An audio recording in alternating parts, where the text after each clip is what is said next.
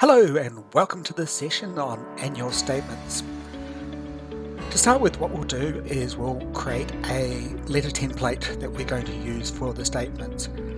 Our strong recommendation is to start from the ones that are generated from our demo samples that are created from the About Payments to Us tab. What we do here is we come in and locate our demo samples. Then what we do is clone that to create a new one that's for your own needs. A couple of things to note on here is the body text would normally be short, so that means there's only a short amount of text at the top of the page, and then you have the line items, which are actually the individual statements. The statements are designed for 12 lines per page. Then you should select the primary payment method as a statement, obviously your page size if you want any letter indenting as well. Then we go save.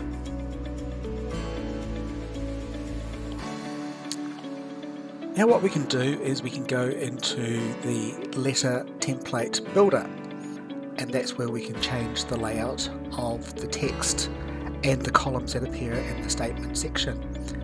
You'll see here the name, address sections on the statement, the line items and the totals.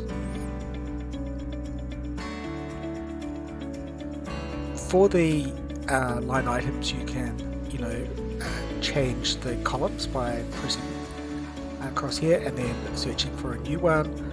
You can change the width of the columns, etc.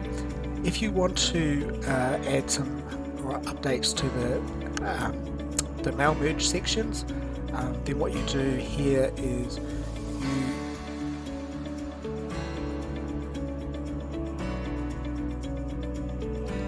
can come in here and select the field on the contact record, so annual statements are mail merged with a contact record, normal receipts are mail merged with details on the payment transaction. So things like first name will appear on the contact, you can copy that there, you highlight the field, copy it, and then you paste it where you want down here. You'll also notice in the annual statements that we have a couple of special fields. These are mail merge fields for like total amounts and number of transactions as well. That's all in our documentation. After you made your changes, you press save. I'm not going to do that, I'm just going to leave it as it was. Now after creating the letter, the next thing to do is to come down and create a campaign for your annual statements. We go to campaigns, we go new, this is going to be a record type annual statement, we give it a name, annual statement 2023, I can mark it active if I so wish. I then need to link it to the statement letter. So this would be the one that we've just created, and I go save. So that creates a campaign that's to hold all of the contacts, and it links to the letter. Now the next thing I need to do is associate this campaign with a number of contacts. At the moment you'll see that there's no contact members. If you check online help with Salesforce and training, you'll see that there's a number of different methods that you can add contacts to a campaign. They include running a report, add to campaign. You can just manually add from here. They also include the contacts tab. So let's have a look at the report option. So if I go to reports, and I'm going to go to my sample report here, have a look at Salesforce Online Help and Trailheads for help on running reports. From here, what you can then do is you can bulk add all of these contacts to the campaign. Other options for adding to the campaign is to go to the contacts tab. You can create your own filters here. You can select the contacts that you want to add or select all, and then go to add to campaign. Okay. Which is what I'll do in this example. So add to campaign, we select our campaign that we have just created, which is this one here. I go submit, and that has now gone and added those to that campaign. go back to the campaign. Now the steps for doing the annual receipts are really starting from this side and then working through. So for the first one, what I'm going to do here is start on the statement generation. So this is where I can select my different parameters and things like that. A couple of things to note: only include transactions for the selected campaign. This would often be turned off. That is often useful for if you have a campaign that you're using for, so like reoccurring donations, and you just want those transactions to be included there. Reoccurring only is if they are linked or generated from a reoccurring payment. This is the subject area that will appear on the statement. Regenerate for all campaign members. This is good if you've made a change to the letter and want to regenerate for all of them. Leave this unticked if you are just doing some extra contacts that you forgot from the first run.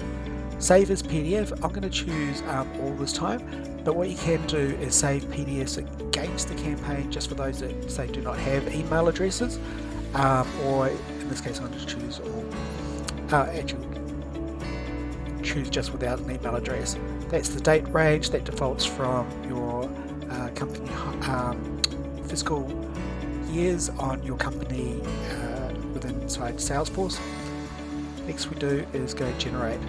So that takes those particular parameters and will go and generate statements and associate them with each of the contacts. I'm going to close that now because that is finished.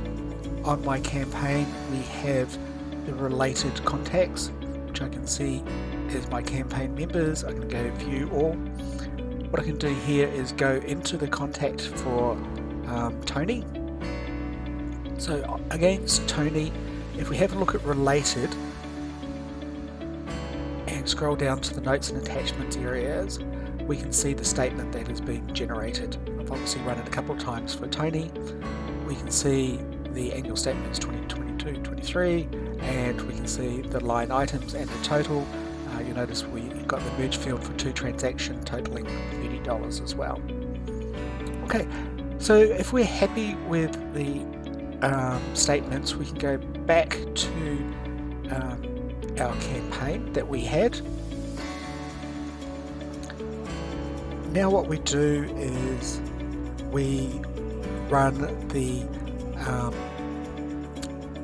statement send, and that will generate and actually send the statements out and save them against the campaign as well.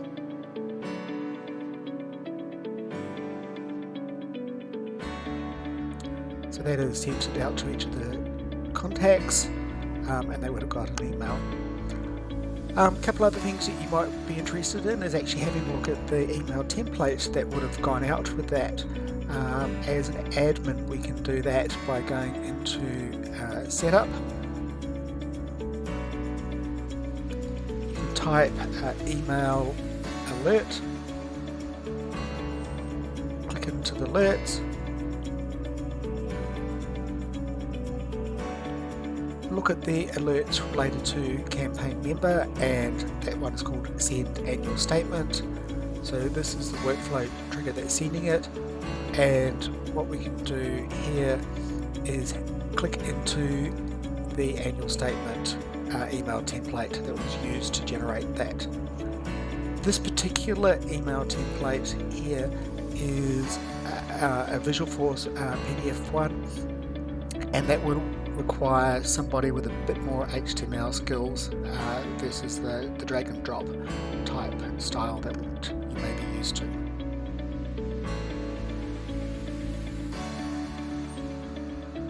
And you can edit the email template there. Some of the other things that you may find helpful for campaigns as well is, remember that option that I chose that we could generate PDFs and save them. I'm going to go to a different campaign that I had previously run.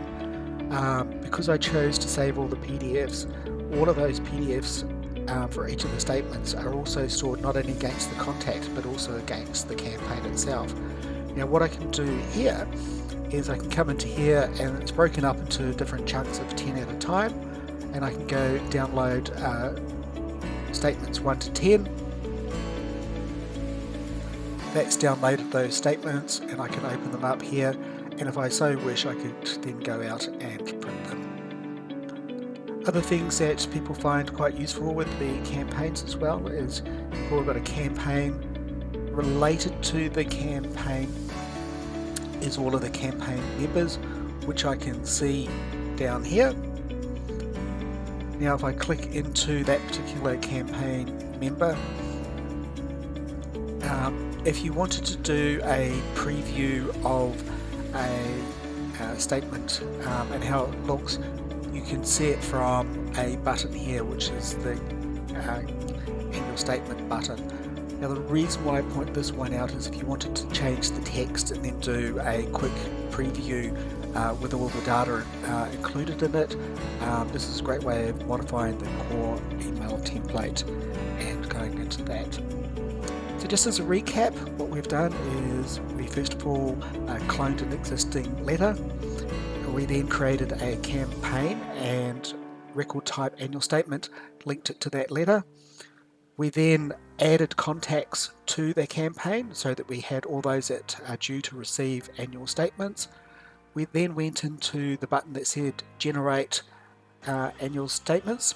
We checked the annual statements to make sure that they looked all okay against a particular contact. If you need to, you can edit the template and go back and regenerate them. We then went in and generated the annual statements, and finally we went in and we'd selected the option to save the PDFs against the campaign, and we downloaded those into a single file. Don't forget that we have an awful lot of information in our online help guides, and thank you for listening.